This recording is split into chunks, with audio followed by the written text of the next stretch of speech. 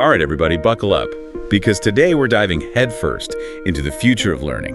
And lucky for us, we've got our hands on some juicy excerpts from the business plan of a company called, get this, Next Generation Learning Experiences. Very on the nose. Talk about committing to a theme, right? But hey, at least you know what you're getting into. So think of this deep dive like a sneak peek behind the curtain of a company that's, well, trying to revolutionize how we learn, especially in the workplace. So to tick things off, they're tackling this huge E problem. And it's something I think we can all relate to, even if you're not, knee-deep in corporate training manuals every day. Oh, tell me you haven't sat through one too many mind-numbing e-learning courses in your day. Don't even get me started. The endless bullet points, the soul-crushing quizzes. It's like they designed those things to make you forget everything you ever learned. And this company, they're calling it out. In their business plan, they actually have a whole section, a whole dossier, they call it, analyzing why traditional e-learning is failing so miserably in the corporate world. But how do they actually plan to pull that off? Where do they even begin? Well, they start by pointing out this fascinating disconnect, almost like a blind spot that a lot of companies seem to have. We all know those big shot consulting firms, right? McKinsey, BCG, the whole bunch. Oh, yeah, those guys. They practically wrote the book on, well, everything business related. Exactly. And even they're saying it loud and clear. The most valuable skills for the future. Forget just memorizing facts. It's all about collaboration, creativity, social intelligence, that human element. Which makes sense, right? It's like you wouldn't expect someone to become a surgeon just by reading medical textbooks, would you? Exactly. You need that hands-on experience, working alongside others, figuring things out together. So it's not just about what you know, it's about how you use that knowledge, how you apply it in the real world with other people. And that's precisely the problem these next-gen learning folks are trying to solve. They're saying, look, the way we've been doing things, it's just not setting people up to develop these essential team-based skills. So it's not just about the content of what we're learning, it's about the entire learning process itself. It needs a makeover. So what's the first roadblock they're identifying on the road to better learning? Well, they call out this lack of team-based learning as a major issue. Really? You'd think in today's world, teamwork would be like embedded in everything we do. You'd think so, right? But they're arguing that even though companies understand how important it is, they're struggling to translate that into their training programs. Interesting. Why do they think that is? They make a great analogy in the business plan. It's like everyone's trying to solve this giant puzzle. Okay, I'm intrigued. Keep going. But instead of collaborating and, trying to connect the pieces together, everyone's stuck working on their own little section in isolation. Oh, I totally see what they're getting at. Like, how can you expect to innovate or come up with groundbreaking solutions if nobody's talking to each other, if nobody's sharing ideas? Exactly. And that's what they're saying. This lack of connection, it hinders innovation, plain and simple. Makes you wonder how much potential is being wasted, right? Absolutely. And they point to a few reasons why this is happening. One of the biggies. A lot of companies, they just don't have the right tools, the right frameworks in place to actually support real, meaningful, team-based learning. It's true. You can't just throw a bunch of employees into a room and say, okay, collaborate. So yeah, lack of proper tools and support for teams, that's issue number one. Got it. What's next on their list of learning no-nos?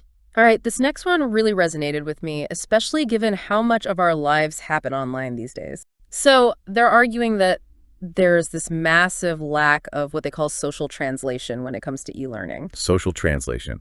Okay, you're going to have to break that down for me. So think about it this way. A lot of e-learning is just about dumping information on people, right? You watch a video, you read some text, maybe you take a quiz. Yeah, sounds familiar, unfortunately. So what's wrong with that? Well, they're saying that it just doesn't translate to real-world skills. It's like trying to learn a new language just by studying a dictionary. You might pick up some vocab, but you'll never actually be fluent without actually speaking it, using it in conversations. Exactly. You need that real-world context, that back and forth, that social interaction to really internalize what you're learning. Right. It's like the difference between reading about how to bake a cake and actually getting your hands dirty in the kitchen, figuring out how to work the oven, maybe even having a few flour-related mishaps along the way. Exactly. And the thing is, this lack of social engagement in learning, they say it creates this nasty little cycle. A vicious cycle. How so? Think about it. When people feel isolated in their learning, when they're just passively absorbing information, they're less likely to engage, less likely to remember what they've learned, and definitely less likely to actually apply it in a real-world setting, especially a collaborative one. It's like a self-fulfilling prophecy. You feel disconnected, so you disengage, which just makes you feel even more disconnected. Yeah. We've got to break this cycle. So how do they propose we do that? What's the magic ingredient, the thing that's missing from so much of e-learning? Well, their business plan uses this term that's really crucial here, psychological safety. Psychological safety. Okay, I've heard that term thrown around, but what does that actually mean in the context of learning? Think about the best team you've ever been a part of. Doesn't matter if it was at work, school, even just a group project, what made it work so well. Honestly, I think it was this feeling of trust, like everyone felt comfortable speaking up, sharing their ideas, even disagreeing with each other without fear of being judged or shut down. Exactly. And that's the kind of environment where real learning and innovation can flourish. Because when you feel safe to take risks, to make mistakes, you're more likely to push boundaries, to think outside the box, right? 100%. But here's the catch, and this company's business plan really highlights this, creating that kind of psychologically safe space, especially now with remote work and these increasingly diverse teams. It's harder than ever. That makes sense. It's one thing to foster that kind of connection and trust when you're all in the same room, but trying to replicate that virtually, that's a whole other ballgame. And the thing is, when that connection is missing, when people don't feel like they truly belong, they're less likely to participate, less likely to share their true thoughts and ideas, and ultimately, they're just not going to learn and grow as much. It's like that fear of judgment becomes this invisible barrier holding everyone back. So to recap, we've got this increasing need for collaborative skills in the workplace. We've got traditional learning methods failing to deliver. And on top of that, creating a supportive and engaging learning environment is getting even tougher, especially in a virtual world. Man, they've painted quite a picture of, well, a bit of a learning crisis. A crisis indeed. But don't worry, it's not all doom and gloom. That's where our friends at Next Generation Learning Experiences come in with, hopefully, a solution. Well, they've certainly got their work cut out for them. But hey, I'm always up for a good challenge, and even more so, a good solution. Bring on the next-gen learning revolution. Okay, so we've laid out the problems, this need for better team learning, the shortcomings of traditional e-learning, especially. And that whole psychological safety piece, can't forget that. Right. Creating that environment where everyone feels comfortable taking risks. So where does next-gen learning experiences even begin to address all of this? What's their big solution? Well, they're not just offering another platform or a Band-Aid solution. They're talking about a fundamental shift in how we approach learning design. Their answer? Social learning design. I like the sound of that, but what does that actually look like in practice? Give me the rundown. So picture this. You're not just building a boring old course. You're designing a whole learning experience. All right, now you've got my attention. Their platform lets you build these learning journeys visually, almost like you're storyboarding a film or designing a website. Think of it like having a master chef give you a pantry full of incredible ingredients and a book of recipes that always work. I like that. You pick and choose what you need, add your own spin, and you're good to go. See, this is what I love about technology. When it's done right, it can make these really powerful tools and methods accessible to, like, anyone. Yeah. So you don't have to feel intimidated to get started. You can just dive in and start experimenting. Yeah. But like, let's say you hit a snag while you're designing your workshop, or maybe things go a bit sideways during the actual event. Like, what happens then? Well, they've got you covered there, too. They have this thing called a mobile assistant, Okay. which gives facilitators real-time support during their workshops. So it's like having a whole team of learning design experts in your back pocket, Oh, wow. ready to jump in with guidance whenever you need it. So it's like a safety net for facilitators, Exactly. especially those who are maybe new to this way of designing and delivering learning. They're not just out there on their own. That's cool. I like that. But I'm still trying to connect the dots here. How does that actually translate to building those team skills we were talking about? Okay, so imagine this. They have this drag and drop interface where you can pull from this library of pre-designed learning activities, team challenges, brainstorming templates, even virtual icebreakers to get people comfortable with each other. Okay, I'm listening. And you can arrange these activities into a flow that makes sense for your team, for your specific goals. So it's like giving people the building blocks of collaboration and then letting them actually build something together. Exactly. It's hands-on, it's interactive, And most importantly, it's designed with that psychological safety piece baked right in. So how do they actually do that? How do you design for psychological safety in a digital space? Well, there are features built into the platform to encourage participation from everyone, even those who might be a little more hesitant to speak up in a traditional setting. Love that. Everyone learns differently, so it's about creating a space where everyone feels comfortable. And because it's all about learning by doing, making mistakes is part of the process, which, let's be honest, is how we learn best anyway, right? Oh, 100%. I've learned way more from my screw-ups than I ever have from getting things perfect on the first try. Right. And the platform encourages that kind of iterative, collaborative approach, which helps build trust and camaraderie among team members. They're not afraid to experiment and try new things because they know they're in a safe space to do so. It's funny because it's so simple when you think about it. Like, they're taking these principles we already know, work collaboration, hands-on experience, creating a supportive You environment. start embedding it into the technology itself. Exactly. And I think that's what's so brilliant about it. It's not about reinventing the wheel.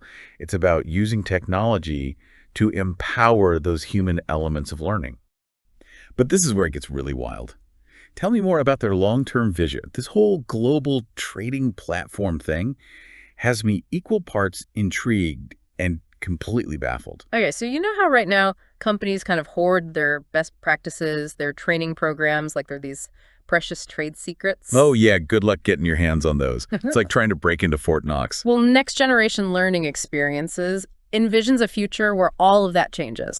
They want to create a global marketplace, like an intellectual property exchange, but for learning and development. Wait, hold on. Are you saying companies could buy and sell the best practices they've developed? Exactly. It'd be like a stock exchange for innovation and learning. Wow, that's next level thinking. So instead of every company constantly reinventing the wheel, you've got this constantly evolving pool of knowledge and best practices that anyone can tap into. Right. It's like taking the open source movement and applying it to the corporate world. That's a bold move, for sure. Yeah. But man, it's such a cool idea, democratizing access to the best learning and development resources. This is definitely a company to watch. Okay, I'm going to be honest. My brain is still buzzing from that whole global trading platform concept. These guys are playing 4D chess while the rest of us are still trying to figure out checkers. It's definitely next level thinking, that's for sure. But it all stems from this really cool philosophy. They have this belief that learning shouldn't be siloed. You know, it shouldn't be this thing that's locked away within individual companies, hidden from the world. It's like they're saying, knowledge is power, so let's share the power. Right. Make learning a shared resource, something that's constantly evolving and growing as more people contribute to it. And they see this social learning design approach as the key to unlocking that potential. Okay, so color me intrigued. But they're also realistic, right? They know that the whole corporate learning landscape isn't going to transform overnight just because they've got a cool idea and a catchy name. Oh, absolutely not. And their business plan actually lays out a pretty pragmatic approach with short-term, mid-term, and of course, those long-term goals we were just talking about.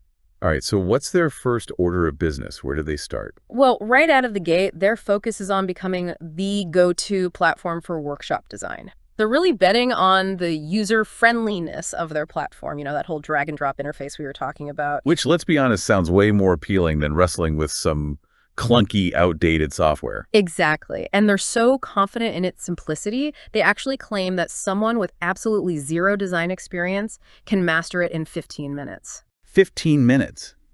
Seriously. That's like less time than it takes me to choose what to order for lunch. No kidding. But that's the point. They want to remove any barriers to entry because they know to get people excited about this new approach to learning, the technology has to be dead simple to use. It's like you don't want to have to read a 200-page instruction manual just to figure out how to turn the darn thing on, right? Right. But here's where their midterm goal comes in.